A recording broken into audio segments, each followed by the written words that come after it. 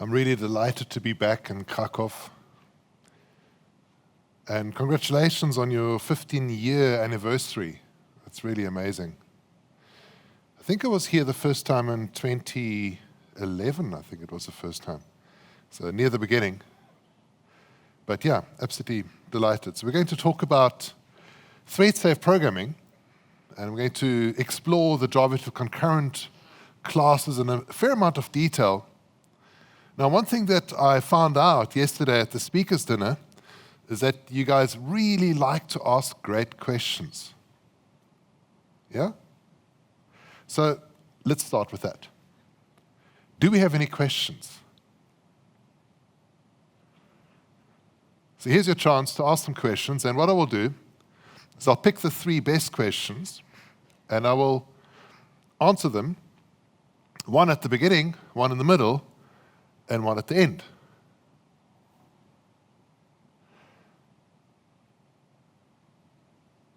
So let's see if the system works. Because they sent me a link on the speaker's preparation, which was for 2023. I couldn't quite figure out why there weren't any good questions on that. So let's go to the question Q&A. I think that's right, it's 2025. Questions about Java.util concurrent, about the libraries, about the classes there, about anything to do with Java.util concurrent.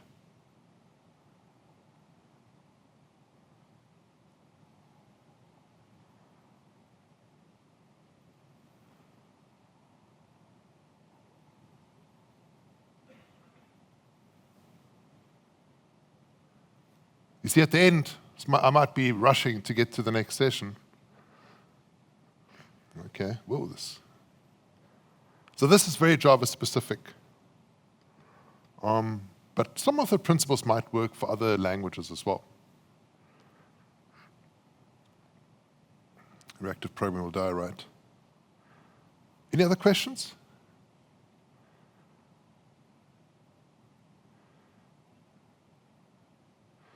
Okay, so let me pick a few of these. I'm not going to vote on this, I'll just pick the ones I like. So I'll pick the first one here, and I'll pop that into my slide deck. Okay.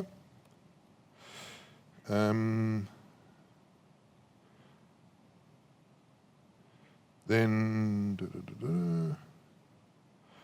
what's the best way to share state between threads and Java? That's a great question too. All these questions are really good. And at the end, what would be the first thing you would change in Java 8 code now with Java 21? Okay. Anything else? Yeah, my friends last night weren't exaggerating. You really like asking great questions. And you can vote on this also for the end as well. And probably something about structured concurrency. I think that's what we want to do as well. So, good. Thank you very much. Thanks for humoring me. Slightly different start to the talk. And I'm going to start with the first question. What we're talking about here is very much Java-specific coding style for the Java.util concurrent libraries. And some of the principles might work with other languages as well, but it's mostly for the Java world. Now, what I will do is I'll keep the questions open on my second laptop. So if you have questions whilst I'm talking, please pop them in there. I should be able to see them, but I don't know why there's an active poll there now. How do you go back to what I had? Right. So I'm going to start with the tale of a class called Java.util Vector. How many of you know what vector is? Right, so it's most of you. So this is a very old class, part of Java 1.0, and it was designed to be thread safe and from concurrent updates. And so most of the methods are synchronized, and they lock on this. So we call this monitor locking. However, they didn't synchronize everything. They didn't synchronize read methods, because they figured we don't need to synchronize read, because, well, we're not changing anything. We don't have to protect against race conditions. So methods like size had no locking on them. And so here's sort of the code you would see in vector 1.0. We had a protected int element count, and then a method called size, which returned element count. And then a synchronized method that called add element, and called add element, which would change the vector. And this, of course, has a visibility problem, because when you've got shared data, like with the vector, you need to make sure that the element count is visible to anybody who looks at it. And if two threads are working with vector, the one thread might not see the element count changing, because it can cache it. In Java 1.1, they made a small change. They made vector be serializable. And by making it serializable, they actually introduced a potential race condition. Now, this was a very weird race condition, because what could happen now is I could be writing this vector at the same time as somebody else is changing the vector. So I can write it to a file, for example, at the same time that somebody else is changing it. And so what they did in Java 1.4 is they fixed that by having a write object method, and all that does is it does the default write object, but it does it synchronized, so that you don't stop, so you stop somebody else from changing it whilst you're busy writing. And then they also made the size method synchronized, and that had the effect that we've solved the visibility problem and also the race condition on the writing. However, they introduced a deadlock, because you could have some very strange effects. For example, you might have somebody who has a vector v1 that contains vector v2, and somebody else, but within vector v2, it does a reference back to vector v1.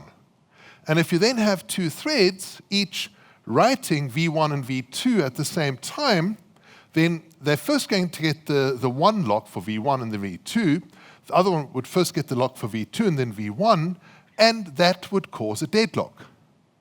I mentioned it in my newsletter. If you're not in my newsletter, you should sign up. It's on javaspecialist.eu. It's been going for 25 years almost.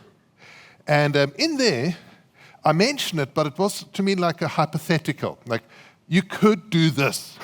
No one has ever done it, but you could do this. I mean, why would you have a vector pointing to another vector and that pointing back to itself?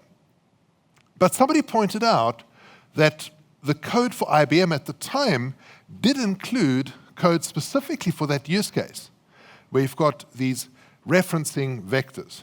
And in Java 1.7, they added that code to Java, so that we, instead of just writing everything synchronized, they make a clone of the array, and then write the array, write the element data outside of holding the lock. So you don't hold the lock whilst you're writing.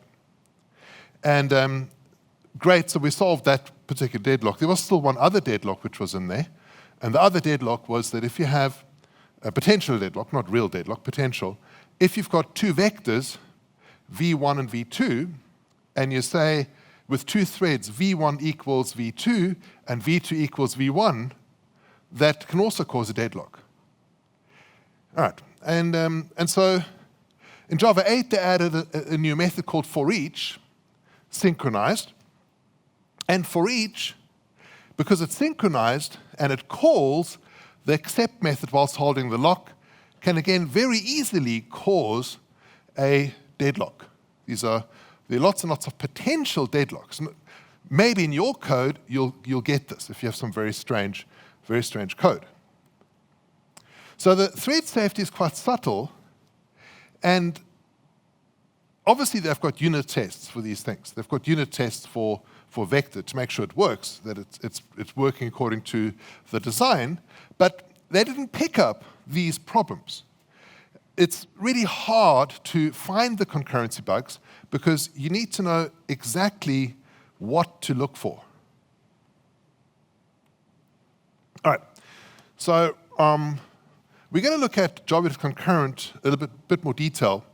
And when you look at concurrency within Java, we've got this thing called the Java memory model.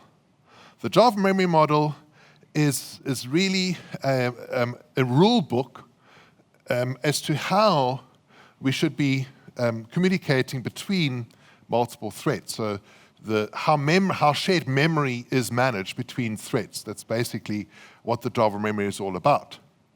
And it has a whole bunch of rules as to how memory should be protected. And so if we write our code, our class, according to the Java memory model, it will work correctly on every single virtual machine out there. It doesn't matter if it's running on a Raspberry Pi or a laptop or a supercomputer. If it's a Java virtual machine that's passed the tests, it will work correctly, assuming there's no bug in the virtual machine. Right? However, there is no way to know whether our class has adhered to the Java memory model 100%.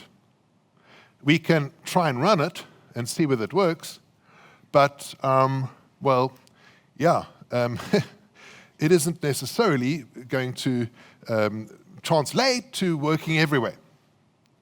So we run our code, we hope it works correctly, and some bugs, especially concurrent bugs, are very, very difficult to discover. And so here's a bug that I found in the bug database recently. I was looking at lock support, and that got me onto a trail to this bug 8074773.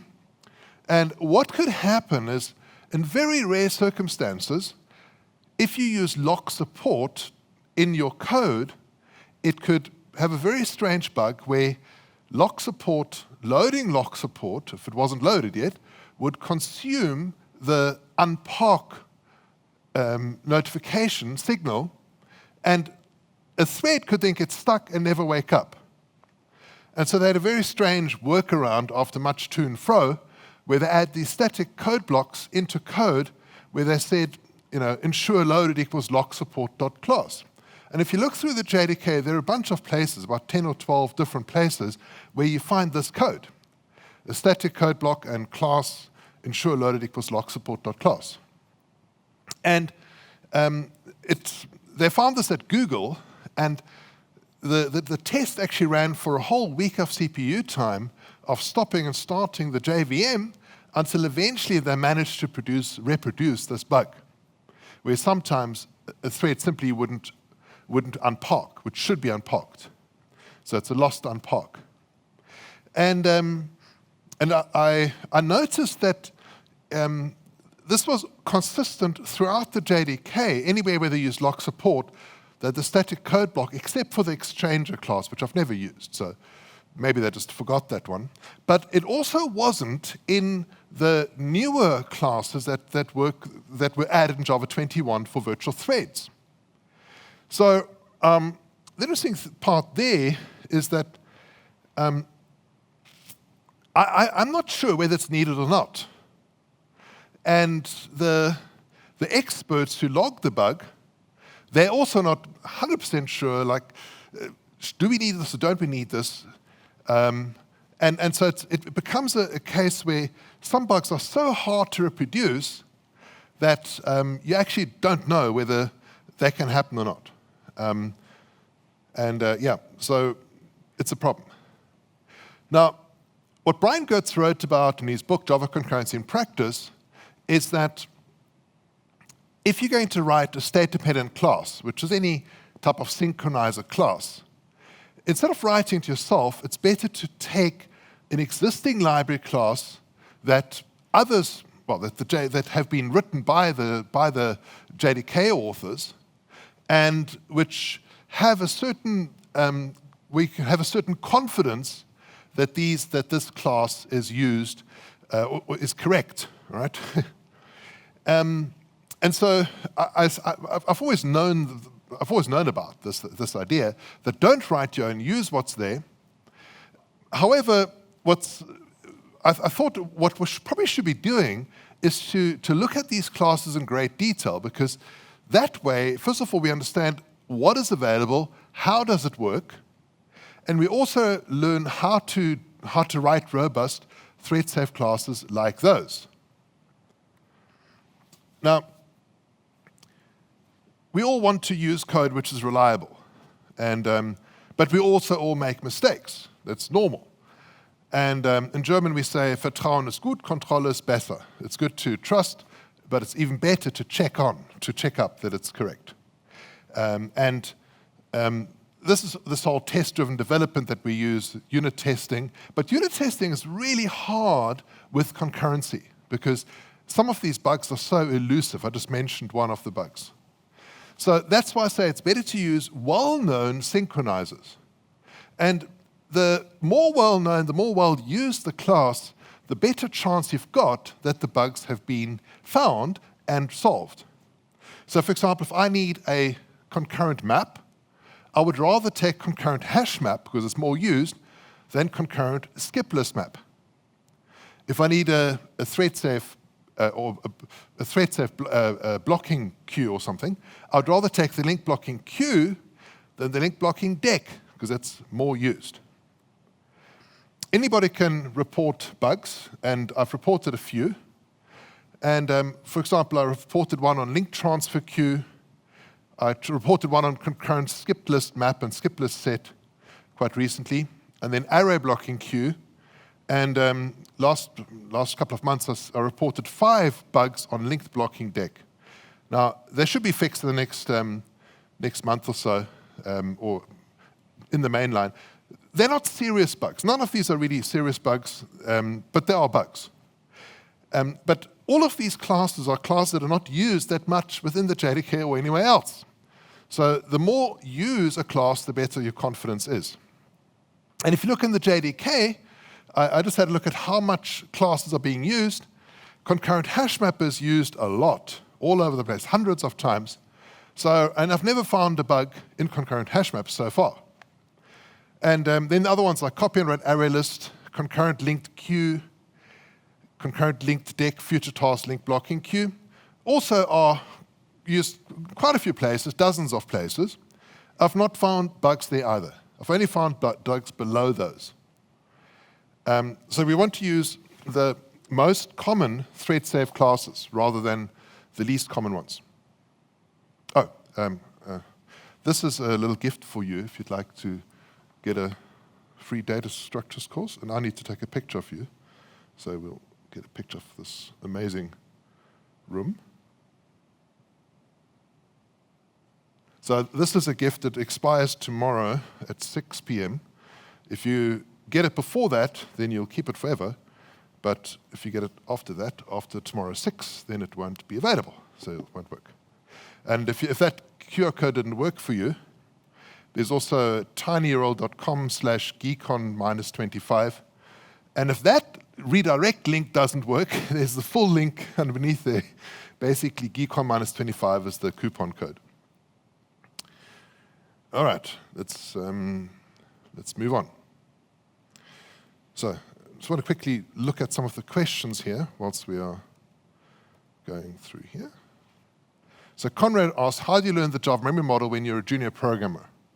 How to start digest this knowledge?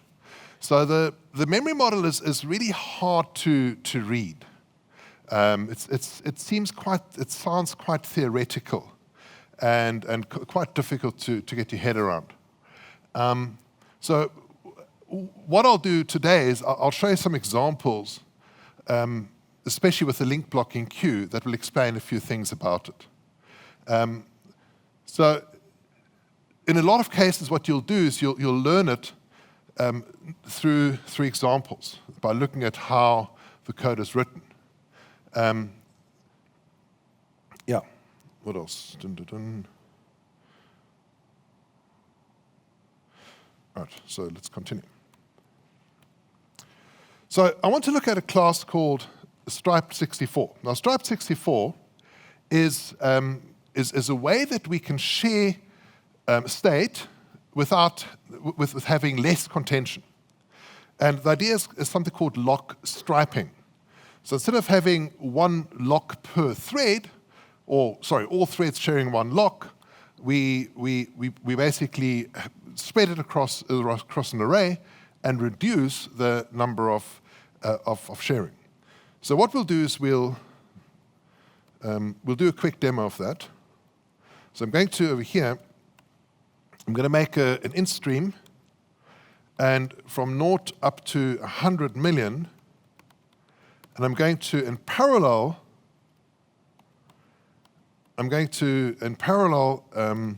increment a shared atomic long. So we have a atomic over here equals new atomic long. And we're going to say for each, and we're going to say atomic dot increment and get. And once we're done, it's going to do it in parallel. So we're going to have, on my machine, 12 threads running and doing that at the same time. And I'm going to just print out atomic dot long value, like so. And we'll measure how long it takes to do this. So a little shortcut here, atomic time. And then we'll do the same thing again for LongAdder. So we'll do instream.range, 0 to 100 million in parallel. And for each, we're going to say this time, we're going to have a shared adder. It's a LongAdder.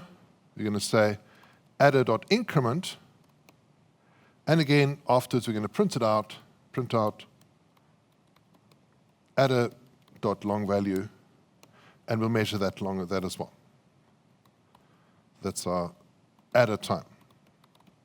And we'll see quite a big difference between the runs of these two. So the first one is going to be 5 seconds, right? That's quite a long time. And the second one is 100 milliseconds. And if you run it a few times, because normally you don't want to just run it once, you'll have an even bigger difference between them. So normally the atomic long will become slower. Let's do test over here, and the LongAdder will become faster. So let's do this 10 times, and you'll see that this actually becomes the atomic long becomes quite slow. Now this is very much dependent on the hardware you're running on. If I run this on an Intel machine, the atomic time might be a bit less. This is an ARM64, and this is the results I get here. So it's about 6 seconds for atomic long, and 60 milliseconds for my LongAdder. Now the question is, how does this work? Because fundamentally, atomic long and LongAdder internally work very similarly. They do something called compare and swap. So what they do is the CPU instruction, they read the current value, and they try and update it to new value. And if somebody else has changed it in the meanwhile, then that would have changed. There was a question from an O'Reilly. Not anymore. I don't really teach an O'Reilly anymore. Not enough people come to the live courses nowadays. The Java's become boring compared to LLM. So, yeah. So what we're going to do is to see how does this actually work. So LongAdder is that what actually happens with LongAdder is that they start with a single volatile variable. And so if you look at LongAdder is based on stripe 64. They start with a single volatile long base, and they have a compare and swap on that volatile long. Now the compare and swap, you either win or you lose. Now if you lose, that means that there was a conflict. There were at least 2 threads fighting over this compare and swap. And so what happens is then they make an array of cells. We've got this cell array over here. Starts off as null, but the moment that you need this, it makes an array of 2. And it then assigns each thread to one of the cells. They try and distribute it in such a random fashion that you don't have all the threads going to a single cell. And if you get another conflict on the cells, then they again they double the number of cells again to 4. On my machine, because I've got 12 threads, they're going to keep on doubling it until they get to 16, and then they won't double anymore. Now these cells are interesting. They basically are just holding a value, right? So you would imagine that the cell memory usage would be 12 bytes for the object header, plus another 8 bytes for the value. 8 plus 12 is 20, and they would round it up to 24, so you'd think it uses 24 bytes. But they also label this as contended. They annotate it as contended, and that's an internal annotation. What that will do is it will actually increase the size of your cell object. It'll pad it by another 128 bytes. So it's actually going to be quite a large object. And the reason is that you don't want to have two objects in the same cache line which don't actually have a relationship with each other, and so that when one is written, they both get flushed out. So in order to speed things up, they make it really big, so it's always going to be by itself in the cache line, and you get better performance that way. But that also means that your LongAdder is going to be potentially using a lot of memory, a lot more than just an atomic long. And so what they're doing is they're shifting away from having contention by giving each thread their own chance to their own opportunity to update their own little cell. All right, let's look at something else. This is our starting gun synchronizer. And the starting gun synchronizer, what I want to do is I want to have an object which I can use to synchronize starting up my services. So I've got a bunch of I've got a service that needs to start, and I want everybody else to wait until that service has started before continuing. All right? But I don't want to deal with interrupted exception. I mean, who likes interrupted exception? Nobody likes that, right? So what I've done is I've defined an interface starting gun with two methods, await uninterruptedly, and the other one is ready. So as soon as I'm ready, I'm going to call ready, and await uninterruptedly will be called by all the threads that are waiting for the service to start. And here's the first implementation, just done with very, very basic wait notify. So I've got a synchronized method, await uninterruptedly. I start by resetting this interrupted status, so I'm no longer interrupted. And then I say, while not ready, I try and wait. Now, the wait isn't fully compatible with older versions of Java. So if you're older, I'm talking older like Java 21. That's an older version of Java, right? Java 24 is fine. Java 21 is not fine. But only from Java 24 would that actually work correctly. Wait wouldn't pin threads in Java 24. All right, if I get interrupted, I would remember that, but then continue waiting until I exit from there normally with ready being true.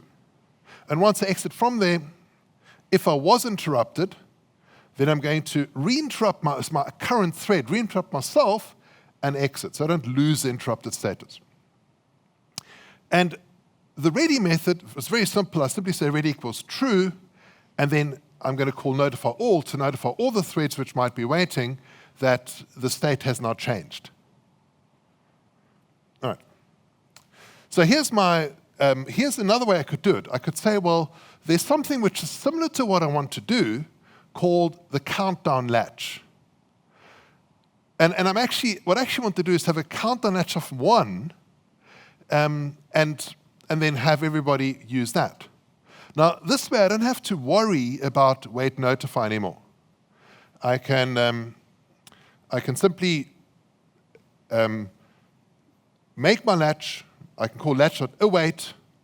This is compatible with Java, even with older versions like Java 21. Even works there. But I still have to worry about the interrupted exception and catch that and deal with that. And ready simply says latch.countdown. So this is not a bad approach. Now, as I mentioned, synchronized wait is not fully compatible with virtual threads. And also, in both examples, interrupt would throw an interrupted exception, or cause interrupted exception, which generates the whole stack trace and is quite expensive. So another way to do this is to copy what countdown latch does. And so what I could do is I could actually go and do the following. I could say, let's have a look at how countdown latch works. So they've got this thing called a sync over there. Let's use that as well. So we'll just copy and paste it into our code. And it's one of the few places where you can actually copy and paste code from into your Java code. But it's always going to be count of 1. So I can simply say set state of 1 and take away that. I don't need the get count method. It's not necessary. And the rest simply stays the same. So it's just basically copied and pasted code from starting, from count on latch.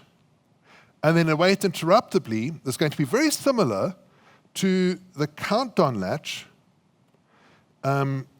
method await. Except we're not going to do it interruptibly. We're just going to say over here, sync, we need to make a sync as well. So private final sync equals new sync. We're going to say sync acquire shared. That's going to do all the code we saw before. Going to do that for us. And similarly for the ready, we're going to look at our count on latch countdown. That's going to say release shared of 1, and we'll do that in here as well. So I've simply copied and pasted the code from count on latch into my own code, starting gun, with a small change that I'm now doing it uninterruptibly. And let me just test it to make sure it works. Hopefully it does. Otherwise, I don't know what I'm going to do. All right, it seems to work.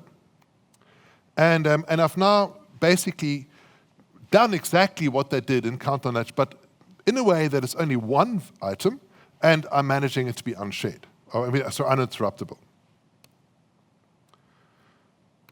All right. So which one's a better one? Actually, I think the second one is a better one. Because with the second one, I'm covering the case of virtual threads in older versions. And also, I think that it's a bit better to rely on something like count on latch than to write my own version of count on latch, even if I'm copying and pasting the code. Because we all know what happens with copying and pasted code. Eventually, somebody might discover a bug in count on latch, and that bug is not going to automatically get fixed in our code. Right? Here's another one. So this is now LinkedBlockingQueue. Now, LinkedBlockingQueue, the interesting thing here is that they try to make this queue to be efficient and to not have a single lock that locks the whole queue. So we've got a put lock and a take lock. If I put something into the queue at the end of the queue, I get the put lock, and if I take something from the front of the queue, I use the take lock. So this makes it interesting because it means that at the same time, I can add elements and remove elements from the same queue. There's no contention there. And we get a higher throughput when we've got a single producer, single consumer case. And some surprises when you've got a multiple consumers. But there's some subtlety there. So what they do, they've got two different locks. So how do we synchronize the memory between multiple threads? They're not looking at the same lock. And this is again where the Java memory model comes in that would dictate how you can do this. And so what they do is they use an atomic integer for the count. Atomic integer is going to be a count, but internally, atomic integer uses a volatile variable, and they use the volatile of atomic integer to make sure that all the threads see the same memory. So the memory visibility is sorted out with the volatile synchronizer. So I want to show you a little demo there as well. This is now, I want to do, I'm going to write a test over here, new LinkedBlockingQueue, and we'll just write the test. It's going to be just a blocking queue of queue, and we'll make it of integer. And what we're going to do is we're going to have over here a pool of executors.new cache thread pool, so you don't have to size it up front. And we're going to say, also what I'm going to do over here is comma int number of consumers, which is going to start off as 1. So it's going to be just 1 initially. And then what we're going to do is we're going to say pool.submit. And first of all, we're going to have a producer. So we're going to have 0 up to 10 million. We're going to say queue.put 42. Now we have to worry about the interrupted exception. We just here throw a new cancellation exception, interrupted. Okay. And we're going to put that in, and we're going to do something similar for the consumers. We're going to say for C number of consumers, we're going to say q.take to take the elements out again. So this will be 10 million divided by number of consumers. Okay? So we're going to put in 10 million, take out 10 million, which is not a lot of objects, not a lot of integers. But we're going to measure how long this all takes. So we're going to see how long does it take to do this. And at the end of the run, we're going to force the system GC to make sure that everything gets cleared up before we exit from there. So let's run that and see how that runs. So this is now LinkedBlockingQueue and 975. Let's run it a few times. So it's not just a single time. 0 to 10. And also at the okay, let's run this. So this is the LinkedBlockingQueue. And it's about 850, 900 milliseconds. Right? I don't know if that's good or bad. We'll see now. So down to 750 milliseconds was the best. All right, let's try. Now, this is a single producer and a single consumer. Let's try that link blocking deck. Now, this is very similar to the link blocking queue, but it has a single lock for put and take. So now you notice that this is a little bit slower because you've got more contention on the put and the take. Okay, and then it's sped up a little bit slower. Let's try another one. Let's try the array blocking queue. We'll make that with 10,000 capacity and run that as well. Link blocking queue, array blocking queue. And we now see that this is about, okay, again, a little bit slower than the link blocking queue. Because again, this has a single lock for both put and take, so it slows things down. Let's change this a bit and change it to be having 2 threads consuming and 1 thread putting. Now, the interesting thing now is that because we've got 2 threads consuming, the putter will never get throttled because we'll always have space to put things in.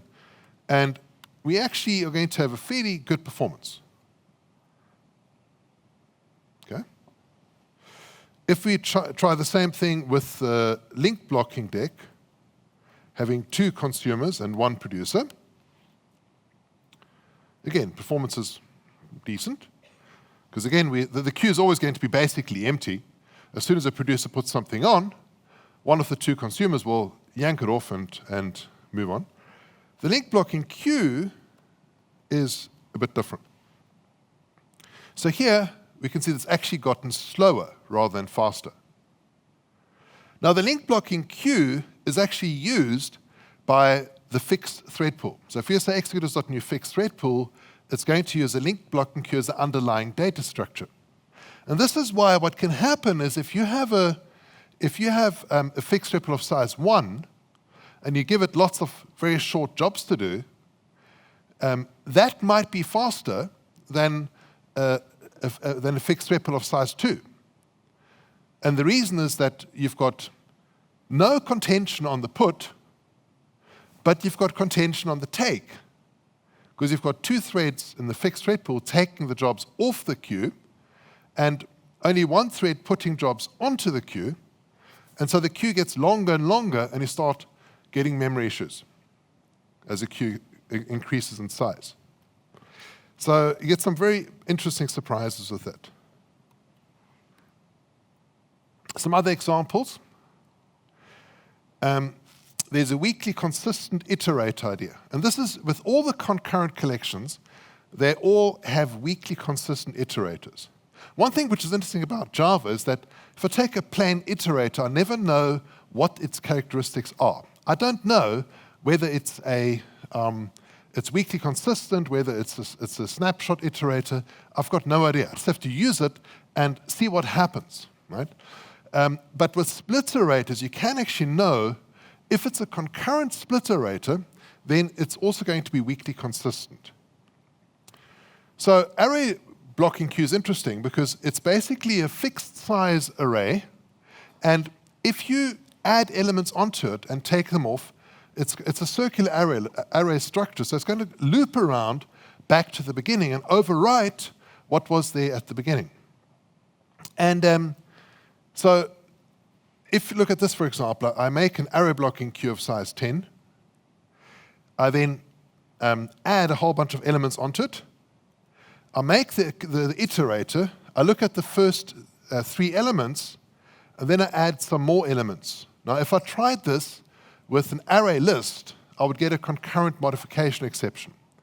But not with the ArrayBlockingQueue. Over here, they actually they would show you all of the remaining elements. But this is fairly hard to do because you've got a single structure which you could overwrite. With LinkedBlockingQueue, it's easy because you just have links, but with this, it's quite hard. So the way that they do that is they actually keep track of all of the iterators that have ever been constructed. And you can see this if you look at the iterator over here. This is now the ArrayBlockingQueue iterator. And if you study this code, you'll notice that inside here they've got a thing called new iterators. And new iterators registers the iterator, which has a node, and that is a weak reference.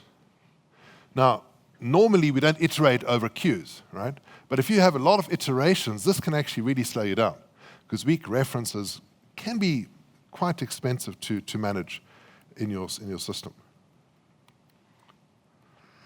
All right. Then the double-checked locking.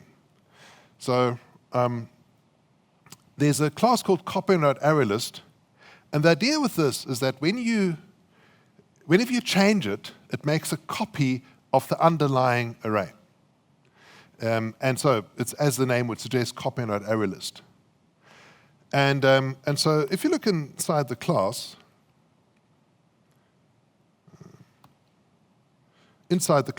you've got an array, which is a volatile object array. Now, the reason it's volatile is that means we don't have to synchronize on reading it. And then they also have a lock. Now, you notice that it's an object lock. They're using monitor locking. And this is something which you might find interesting, is that there's a comment in here that says we have a mild preference for built-in monitors over reentrant lock when either will do. And you might have heard it said, you know, for if you use virtual threads with Project Loom, you should change all your code to use reentrant lock. But this says the opposite. This says they have a mild preference for built-in monitors over reentrant lock when either will do. This is a fairly recent change. Well, fairly recent. It was Java 9, I think, where they changed it from being a reentrant lock to being synchronized. And concurrent hash map changed in Java 8 from being reentrant lock to being synchronized. So they do use synchronized in quite a few places for managing memory consistency. And there are many reasons why they'd want to use rather synchronized than reentrant lock. Reentrant lock is more sensitive to errors. For example, if you get a Stack Overflow error, you can lose the unlock on a reentrant lock. And then no one else can use that reentrant lock ever again, because your thread has died and it's taken the reentrant lock with it, right? This doesn't happen with synchronized. And so far, I've not managed to get this to happen with reentrant lock on virtual threads, but I think it might be possible. I just haven't managed yet. That's again the problem with bugs, is you have to get the conditions just right to discover the bug or to prove the bug. So this is what CopyOnWriteArrayList does. Basically, whenever you're changing it, it's going to make a copy. So for example, if you look at the add method, let's look at add. Add will get the lock, synchronize on the lock, get the current array, increase it by 1, and set the last element to the item we passed in, and then set the array to that new array. And so the add is super expensive if you think about it. Every time you change it, you're going to make a whole copy. But the add the actual add is still, okay, you're making a copy of the underlying array, that's order n, but the actual putting the element in is order 1 operation. So if you look at remove is a bit different. On the remove, what they want to do is to make sure that they only remove the item, they only try and remove it if the item is actually there. In other words, they're not going to lock the entire array and stop you from using it, stop you from changing it, if the element is not even there. So what they do is they get the array, which is simply returning the array, which is a volatile variable, so they're going to see the most up-to-date value. Then they look for the item. If they find the item, they call a second remove method, and now they do the lock. And here's some interesting code. Did you know that you can actually have a label on an if statement? Right? So there's a label on the if statement. I knew you could put a label on a for loop, but this is really weird. And there's like a break find index. So why would they do this? Well, there's a reason why they do this. And if you study these classes, you'll see there's a lot of interesting code there, which is quite deliberate. It's not just random, let's try and make this as obfuscated as possible so no one can ever understand it. That's not the reason. The reason is that what they try and do is to write the bytecode in such a way that it is very easy to optimize for the hotspot compiler. That's the idea here. And you could try and refactor this, but you're going to end up with more duplication than what you've got at the moment. So you'll find quite often some very strange code that has code like that. All right, so that's basically what this is about. So we'll go back to the questions we had. There was best way to share state between threads and Java.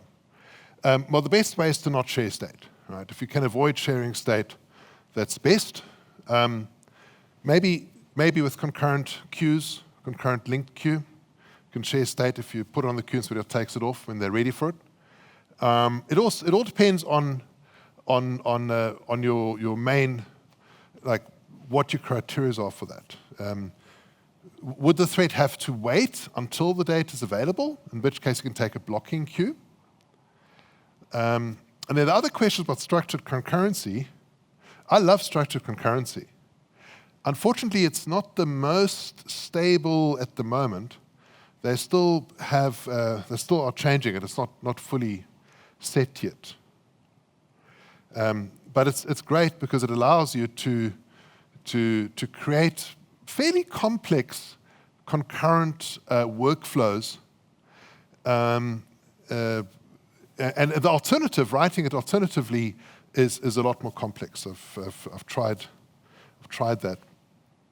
So if you'd like to read my newsletter, it's on my website. It's also, you can sign up for it. It's been almost 25 years, and lots of topics from concurrency and so on. And as I mentioned, I've got this little gift for those who hear. So let's see if there are any other questions. Let's go to the question tab. Okay, so reactive programming will die. Well, reactive programming still has its uses, definitely. I think that reactive programming is certainly not as attractive as using virtual threads nowadays. So a lot of companies are changing their code to virtual threads, which make it a lot easier. First things to change in Java 8 code now with Java 21. I'd probably look at virtual threads for that. But I would probably try and convince management to go to Java 24 rather than Java 21, because you avoid a whole host of problems with pinned threads. Or Java 25 as soon as it comes out. 42, right. I don't know about VM lens. The common concurrency pitfall. Most common concurrency pitfall is to, well, there are quite a few different ones on that one. I mean, you've got, for concurrency pitfalls, you've got like a bunch of things. Deadlocks usually aren't as problematic because you normally see them. You know, you do a thread dump, you say, you found a Java, there's a Java deadlock. But you don't see these at the moment with virtual threads. That's apparently changing soon, so we'll be able to see deadlocks with virtual threads as well. But for now, they're not really visible. What else do we have? Future of java.util.concurrent. Yeah, there's not that much work happening in there. The java.util.concurrent is pretty stable. That's not really changing. What else do we have? Do we need Java concurrent?